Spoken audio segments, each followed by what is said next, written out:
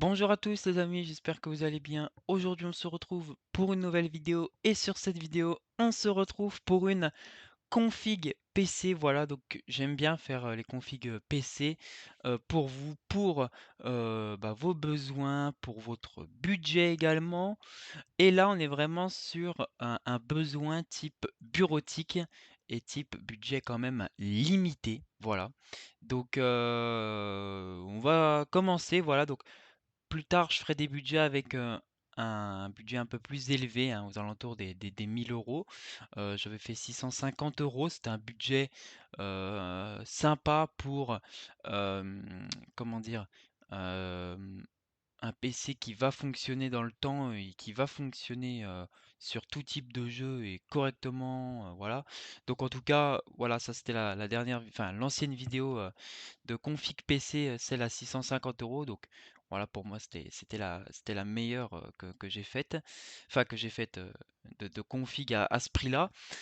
Et là, on est vraiment sur un budget très petit. On est sur un budget bureautique. Attention, je dis bureautique, d'accord? Il n'y a pas de but gaming, d'accord? Donc dans tout ça, voilà. Euh, voilà, c'est pas. Attention, voilà, c'est vraiment un but bureautique pour les études, pour tout un tas de types de ce style-là, hein, du Word, du PowerPoint, euh, quelques logiciels un petit peu 3D quand même. Vous pouvez, hein, il n'y a pas de souci par rapport à ça. Mais il faut que ça reste dans le but bureautique pour le travail, mais pas dans le but euh, jeux vidéo et rendu 3D assez important. Voilà. Donc voilà. Bon, et ben pour commencer, les amis, j'ai sélectionné, donc vous le voyez. Donc là, je vais tout vous détailler en précision. En premier, en processeur, j'ai choisi le Intel Pentium Gold. Alors ouais, ça peut faire bizarre de prendre un Pentium dans un PC, mais je vous rappelle que c'est un bureautique et que je vais pas mettre un Ryzen 5 dans un bureautique, hein. Voilà. Je vois pas l'intérêt, sachant que un Pentium Gold fonctionne extrêmement bien pour du bureautique, c'est fou. C'est un processeur qui fonctionne très bien, mais vraiment, c'est quelque chose d'assez impressionnant. Il monte quand même à 4,1 GHz, donc c'est quand même un processeur qui monte vachement dans les fréquences. Donc ça va être un processeur quand même qui va être très polyvalent et qui va quand même avoir, il va avoir un peu de couple. Voilà, si vous voyez ce que je veux dire. Là, il va avoir quand même assez il va être assez intéressant. Alors, j'ai pris sur Top Achat parce qu'ils sont réputés pour être moins chers qu'LDLC. La dernière fois, j'avais fait du LDLC, mais voilà. Donc c'est du Pentium Gold.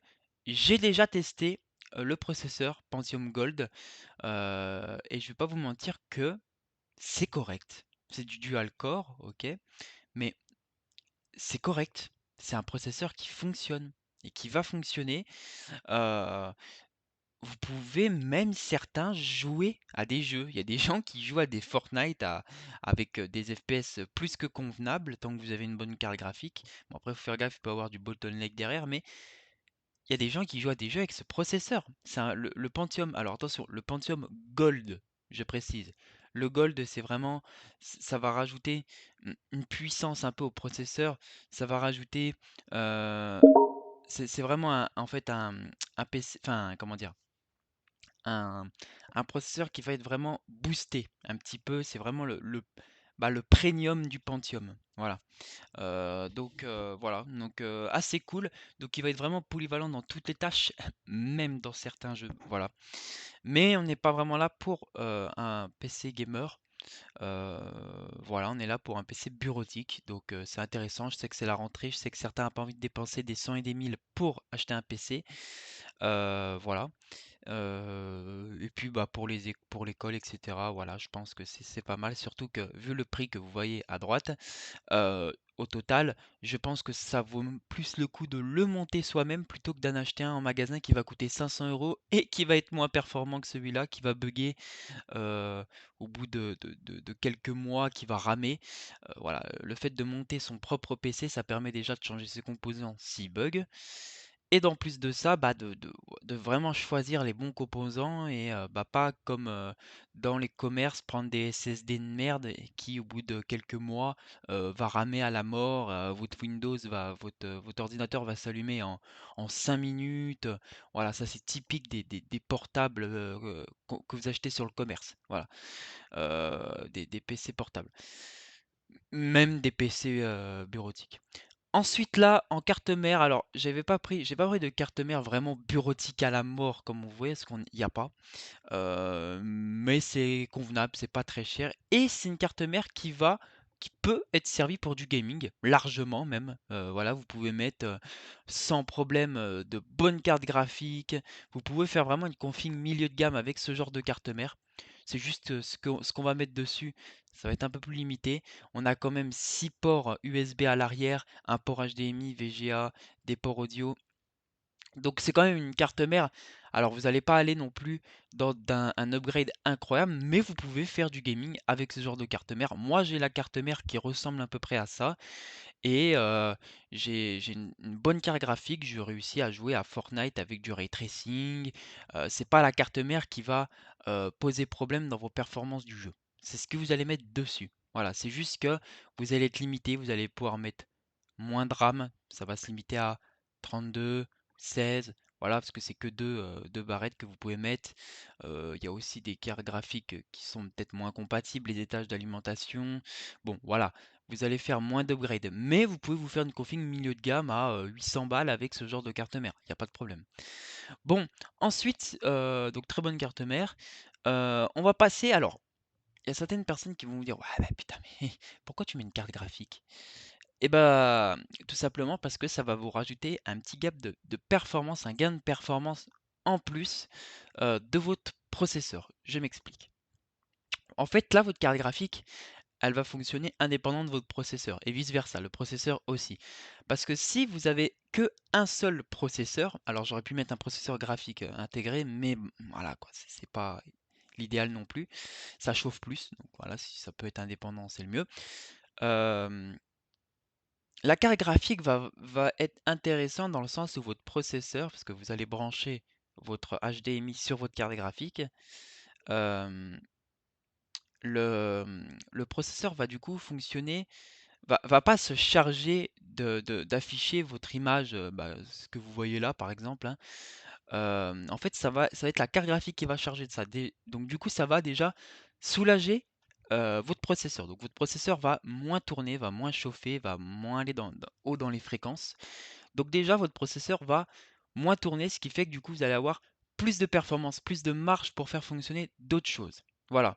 Donc ça sert à ça aussi de rajouter une carte graphique. Alors, j'ai pas pris une carte graphique, waouh, incroyable, très très très loin de là. Ça c'est vraiment du low cost de chez low cost. C'était pas une GT, c'est pas des cartes graphiques pour faire fonctionner des jeux à la base.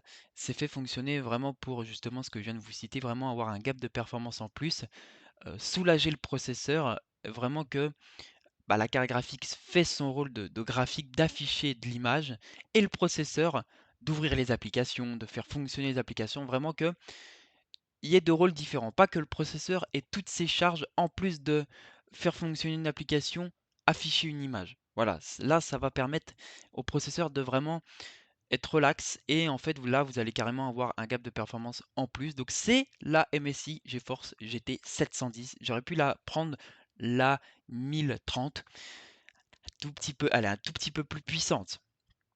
Mais voilà quoi, c'est pas fait déjà pour les jeux vidéo. Voilà, loin de là. Voilà. Donc c'est une carte graphique avec un radiateur passif. Voilà. Alors la GT 1030, elle existe avec un ventilateur, mais honnêtement, c'est pas des cartes graphiques qui chauffent. Clairement pas. Donc un ventilateur, ça rajoutera du bruit. Et bon, si vous voulez un PC silencieux, ça sera toujours mieux que ça.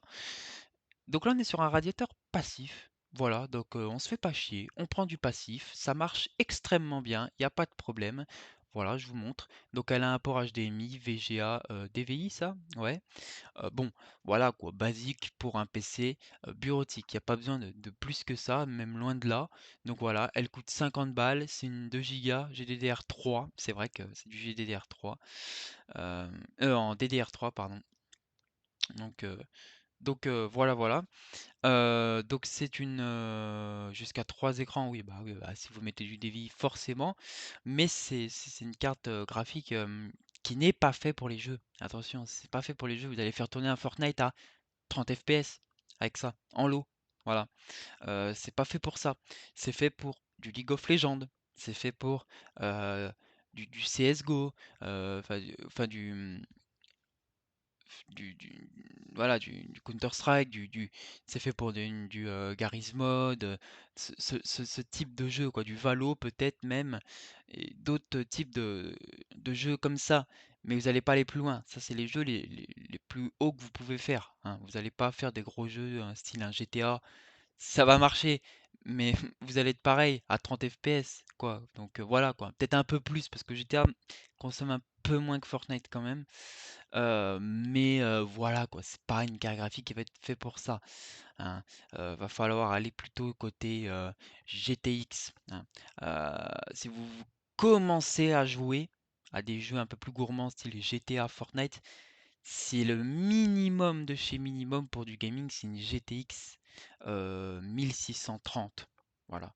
Et encore, celle-là, elle n'est pas très performante, hein, même loin de là. Mais vous pouvez commencer à jouer à des jeux de type Fortnite. Voilà. Euh, la RX 6400 de chez AMD également. Elle est même un peu plus puissante. Voilà. Après, je vous conseillerais plus d'avoir une stabilité pour une GTX 1650 ou 60 ou une RX 6500 XT. Voilà. Bon, en tout cas, revenons à nos moutons. C'est une carte graphique, comme je l'ai dit, pour but, voilà, faire quelques petites tâches de rendu 3D, quelques petits montages photos, tout ça, etc. Voilà, la carte graphique va se charger de ça et c'est pas votre processeur qui va se charger de ça. Du coup, votre processeur va être soulagé, va pouvoir faire d'autres tâches en plus et ça va vraiment vous donner un gap de performance en plus réel. Ça, c'est quelque chose de très important. En RAM, alors j'ai pas pris du 4 Go parce que pour moi, même pour un bureautique, ça commence à être dépassé quand même. Pour un bureautique, pour moi, c'est 8 Go. Voilà, c'est 8 Go, c'est pas moins. Voilà, c'est pas moins, vous pouvez, mais on commence à être un peu limité, sachant que là, j'ai quand même mis une carte graphique, j'ai mis un Pentium Gold qui monte assez haut dans les fréquences. Donc dans l'idéal, ça serait quand même, dans l'idéal, heu, une RAM, un peu plus de RAM. Donc là, j'ai pris de la G-Skill, donc c'est quand même ça fait quand même RAM gamer, c'est pas de la RAM verte, mais pour le prix, bah, pourquoi mettre de la RAM verte? Ça coûte pas cher de la RAM. Donc voilà. Bon, c'est de la G-Skill, hein, c'est de la RAM verte, mais un petit peu, ah, personnalisée, hein, c'est en GDDR4, c'est du 4 gigas en 2x4, c'est pas mal ça pour, heu un peu être optimisé, c'est du Cas16 en 3200 MHz, ça monte haut dans les fréquences. Vous n'allez pas ramer avec ce PC. Vous n'allez pas ramer, vous pouvez jouer à quelques jeux, même style attends, c'est comment qu'on dit déjà? World of Warcraft, je crois que c'est ça. Ce type de jeu, hein. Mais vous n'allez pas aller plus loin, mais c'est quand même honnête quand même, parce que pour un type bureautique, vous allez pouvoir jouer à ce genre de jeu. Heu, donc voilà, surtout que c'est quand même des jeux qui sont quand même beaucoup joués, hein, on va pas se mentir. Le SSD, alors j'ai quand même pris un SSD intéressant. J'ai pris le Kingston. J'aurais dû prendre celui-là pour ma config. J'ai pris celui juste en dessous, c'est pas un Kingston, c'est la marque Kioxia. Il va un peu moins en lecture et en écriture. Mais il marche aussi bien le mien. Je démarre, pareil aussi rapidement, hein, donc il n'y a pas de problème par rapport à ça. Donc voilà, donc un SSD là qui va vraiment pas poser de problème, il va être rapide, votre PC va démarrer extrêmement rapidement, il n'y a pas de problème par rapport à ça. Donc là, voilà, vous n'allez pas attendre 4 heures avant de démarrer, ça va démarrer en quelques secondes, il n'y a pas de souci par rapport à ça. Euh, Vous allez pouvoir aller sur du Word, jouer même, pourquoi pas, quelques jeux, quelques montages photos, peut-être même vidéo, parce que vous avez quand même une carte graphique, ça va tourner, le Pentium il monte haut dans les fréquences. Bon, pour le graphique, voilà, ça va faire du montage vidéo, mais ça va pas faire du montage vidéo jusqu'à jusqu'à 15 000 piste, enfin voilà quoi. Vous allez pas non plus, au bout d'un moment, vous allez sentir une certaine latence au bout de votre montage, hein, et puis votre rendu va mettre plusieurs temps avant d'être avant d'être effectué quand même, hein. Bon, voilà. Bon là, le SSD, très bon SSD, voilà. Kingston, beaucoup de personnes prennent celui-là. Why not? Hein, voilà, pourquoi pas, intéressant. En boîtier, alors j'ai pris un boîtier bien évidemment bureautique. Pourquoi prendre un boîtier gaming, hein? Voilà, bon, il peut être utilisé à bit gaming aussi. La marque Areo cool, mais là attention, parce que là j'ai quand même pris un boîtier euh, qui n'a pas de ventilateur. Voilà. C'est un boîtier qui est fait justement pour des configs qui ne chauffent pas. Voilà. C'est des configs vraiment qui sont faites vraiment pour le bureautique, quoi. Donc, si vous voulez avoir un truc un peu plus haut, vous voulez upgrade, bah ça va pas être un boîtier qui va être fait pour upgrade. Ça va. Alors, vous pouvez mettre un ventilateur à l'arrière si vous avez une carte graphique un peu plus importante. Mais voilà, ça c'est une carte graphique qui a du dissipateur de chaleur. Donc, ça ne nécessite pas un ventilo pour aérer, comment dire, pour aérer le boîtier. Le Pentium, c'est un Pentium qui monte assez haut dans les fréquences pour un Pentium, mais qui va avoir son ventilateur, propre ventilateur, qui va éjecter de la chaleur. Donc voilà, c'est pas, il y a des sorties d'air quand même, donc voilà, c'est pas quelque chose d'hallucinant.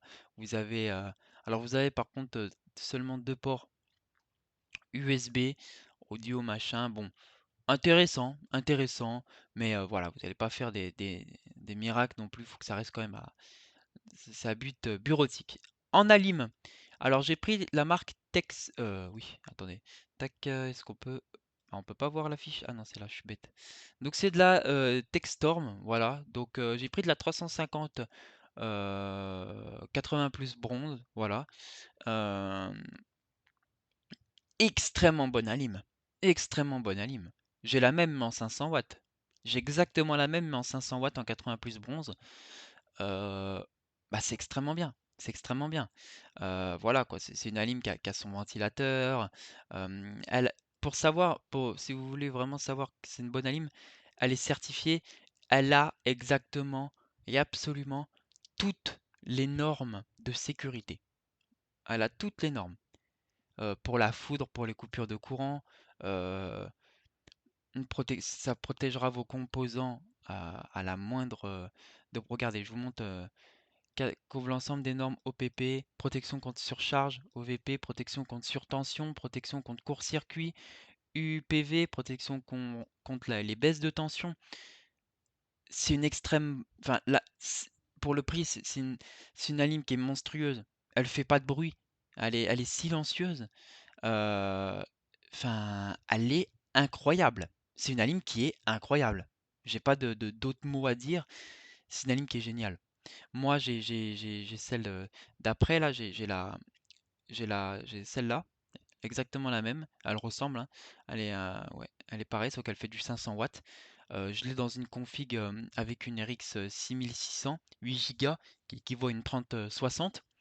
Bon, le processeur, c'est un Ryzen 3, mais c'est le 4100 qui va à plus de 4 GHz, mais c'est équivaut à, à quand même un processeur assez haut de gamme. Enfin, je veux dire, le Sea of Thieves, je le fais tourner en épique. Je suis à plus d'une centaine d'FPS. Fortnite.